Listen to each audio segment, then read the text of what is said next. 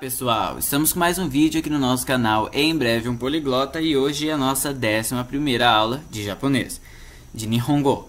E como eu sempre peço, se você ainda não assistiu a nossa aula anterior, por favor, clique no quadradinho que está aparecendo na sua tela, escrito aula 10, para poder ficar a par de todas as nossas aulas, de todos os nossos vídeos. Até porque hoje nós vamos aprender uma coisa que é a sequência da aula anterior, então eu peço que você assista a aula 10 para poder entender a aula de hoje, ok? Bom, para continuidade à aula de hoje, nós vamos falar sobre os verbos na negativa. Então, na aula anterior, a gente aprendeu a classificação dos verbos, que vão nos dar o verbo na afirmativa, e hoje nós vamos ver como negar, porque nem sempre a gente precisa só afirmar, tem vezes que a gente precisa negar. Então, as classificações da aula passada dos verbos eram os grupos, né, ru, o grupo u, e as exceções que a gente aprendeu, que são aqueles verbos que não seguem esses grupos. Então, para vocês entenderem essa coisa da classificação dos verbos, assiste a aula anterior, porque hoje eu vou usar a classificação desses verbos para poder formar os verbos na negativa em japonês, ok? Bom, aqui no quadradinho de baixo nós temos 3 verbos que na negativa a gente faz de uma forma diferente, que não vai seguir as regras que eu vou ensinar daqui a pouco. Né? Que é o verbo suru, que é o verbo fazer, que na negativa fica shinai. Suru na afirmativa e shinai na negativa. O verbo kuru, que é o verbo vir, que na afirmativa é kuru e na negativa é konai. E por último, o verbo de existência, tá? Para substantivos inanimados, que é o verbo aru na afirmativa e na negativa nai. Então esses são os 3 tipos de verbos que a gente tem que aprender sem usar as regras na negativa. Suru, shinai, kuru, konai e aru, nai. Ok? Bom, então vamos agora aprender como fazer a negativa dos verbos, né, de uma forma mais regular. Então, os verbos do grupo ru, que é os verbos que a gente já aprendeu na aula anterior, basta você substituir esse hiragana ru, né, por nai. Então, por exemplo, taberu, que é comer. Você vai tirar esse hiragana ru, que está em vermelho, né, e substituir pelo hiragana nai, ok? Aí vai ficar o comer na negativa. Taberu, tabenai. Outro é o verbo neru, né, que é o verbo dormir, que também é do grupo ru. Você vai tirar então aí o hiragana ru e colocar o hiragana nai, ok? Neru, nenai. Dormir na negativa. Já para os verbos do grupo u, basta você substituir o u por anai. Então, por exemplo, nós temos aí kiku, que é o verbo ouvir, ok? Kiku. Então, o hiragana ele termina em ku, certo? Você vai tirar o u só, e vai acrescentar anai, e vai ficar kikanai. Aí, consecutivamente, a hora que você escreve em japonês, esse ku, que é um hiragana, né, hiragana ku, vai se transformar em hiragana ka. Porque eu tirei o u e coloquei um a, então do ku ele virou para ka, ok? Então, kiku, kikanai. Por isso que eu não posso falar para você que você tem que tirar, vamos supor, a terminação u só. É que na verdade, quando você tira o u, você muda toda a letra do japonês. Por quê? Porque as letras do japonês eles são feitos com alfabeto silabárico, né? Que são aquele alfabeto que vai de sílaba em sílaba. Então aqui não é que ele termina com u, ele vai terminar com uma sílaba que tem esse u no final, né? Então, no caso ali, terminou em ku, você vai tirar o ku e vai pôr ka. Né? Se, por exemplo, termina com gu, vai tirar o gu e vai pôr ga. Então, eu explico dessa forma. Você reescreve ela em português, com as letras romanizadas, né? Então, kiku. Tira o uzinho e põe anai. Vai ficar kikanai.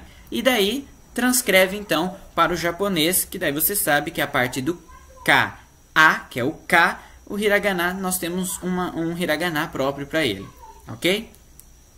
Mesmo caso ali, um outro exemplo, nomu. Nomu é o verbo beber, né? Beber, então, nomu.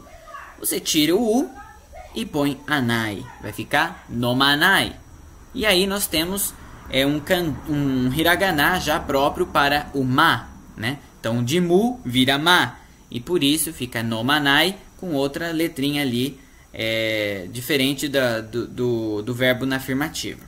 Ok? Bom, aqui, os verbos que terminarem com hiragana u, tá? Exatamente quando você escrever em japonês e ele tiver esse u, esse hiragana u no final, aí sim você deve substituir, tá? Esse u por wanai, wanai, tá? Quando você quiser fazer a negativa. Então, por exemplo, kau, kau. Kau, ele é do grupo u, né? Só que ele não tem, a sílaba final dele não tem uma consoante. A sílaba final já é o próprio u. Então, nesse caso, você tira o u e coloca o anai, e não anai somente, entendeu? Você põe o wzinho lá, que vai te dar um outro hiragana, né? O anai. Então, kau, kawanai, tá? Então, comprar e o não comprar, ok? Bom, agora vamos para a nossa segunda parte do vídeo, que é a seção kanji. Hoje nós vamos falar sobre os kanjis de corpo, né? Que em japonês é karada. Karada. Bom, então esse primeiro kanji aí, né, é o kanji de boca. Boca, né? Na leitura oniomi, nós temos ko ou ku, ok? E na leitura kuniomi, nós temos kuchi, kuchi, tá? Esse kanji tem 3 traços, ok? E ele assume a posição 284 de mais utilizado, ok? Então, assim, numa porção de mais ou menos 2.000, 2.500 kanjis, ele assume a posição 284, ok? De mais utilizados, assim, em jornal e etc. Próximo kanji é o kanji de olho, tá? Que também pode significar classe, olhar, atenção, que mais? Visão, favor, experiência, ok? E na leitura oniomi, nós temos moku e também boku, ok? E na leitura kuniomi, me e ma, né? Ma, quando eu tiver uma outra, por exemplo, um hiragana, né, do lado, e aí ele é como se fosse tipo um verbo, ou alguma outra palavra que a gente vai precisar colocar o hiragana do lado, né? E daí ele assume, então, esse som, essa pronúncia de ma, a leitura de ma. E ele tem 5 traços, né? Assumindo, então, a posição de número 76, no meio desses 2.500 kanjis, mais ou menos, que a pessoa precisa saber para entender um jornal, por exemplo, uma revista. Bom, o outro kanji é o kanji de ouvido, né? Basicamente, a tradução seria ouvido. E ele assume uma posição de 1328, tá? De que ele aparece nesses jornais. Então, ele aparece bem pouco, né? Se for ver assim. E ele tem 6 traços, tá?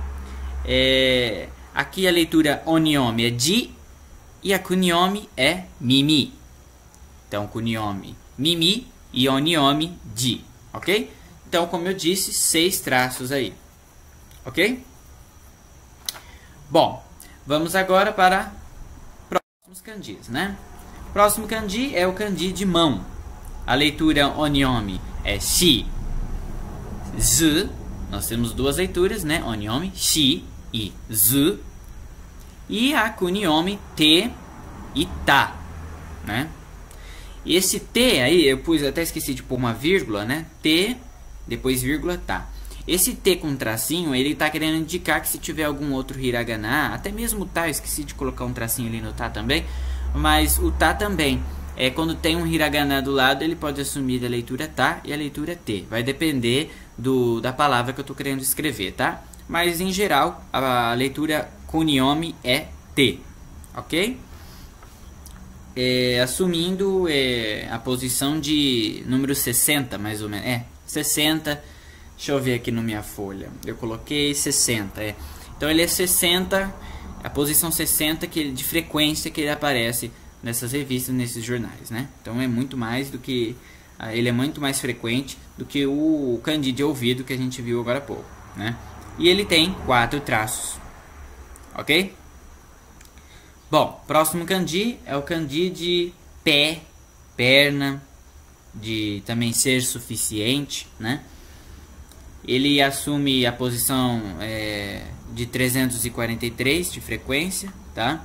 A leitura onyomi é soku e a leitura kunyomi é ashi e também tá, quando tiver um hiragana do lado para escrever e tal.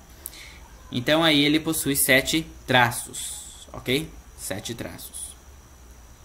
Bom, e por último, o kanji de força, né? De esforço, de forte, de exercer, suportar, que assume a posição de número 62, tá? A leitura onyomi é ryoku e também ri ou ainda riki. E a leitura kunyomi é chikara, ok? E aí nós temos então 2 traços, ok? Bom, espero que vocês tenham entendido, né? E por hoje é só. Se você quiser assistir a aula 12, é só clicar no quadradinho que está aparecendo na sua tela, escrito aula 12. E se você ainda não se inscreveu no nosso canal, eu peço por gentileza que você clique no quadradinho que está aparecendo na sua tela, escrito se inscreva, e fica a par de todas as nossas aulas, todos os nossos vídeos. Assim você fica sempre a par do que a gente vai estar publicando conforme vão passando os dias. E também vai estar nos ajudando a manter o nosso canal aqui sempre ligado, ok? Um abraço, Deus abençoe e tchau, tchau. Bons estudos!